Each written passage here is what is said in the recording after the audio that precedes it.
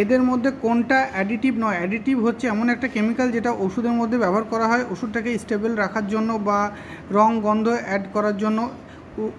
Answer হচ্ছে asbestos. কবে প্রথম ইন্ডিয়ান ফার্মাকোপিয়া পাবলিশ হয়েছিল? 1955 ফার্মাকোপিয়া, যেখানে সমস্ত ওষুধের সম্বন্ধে লেখা থাকে। হাইপারটনিক সলিউশনকে লার্জ অ্যামাউন্টে ইঞ্জেকশন দিলে কি হবে? হাইপারটনিক সলিউশন মানে এমন সলিউশন যেটা রক্তের থেকে বেশি গাঢ়। হাই ব্লাড প্রেশার হবে আর হাইপার ন্যাট্রিমিয়া হবে, অর্থাৎ রক্তে সোডিয়াম বেড়ে যাবে। অ্যান্সার হবে সি। হুইচ ফর্মুলেশন বা কোন ধরনের তৈরি করা কেমিক্যালটা পেট কন্টেনারে রাখা ইউজফুল? কসমেটিক্স।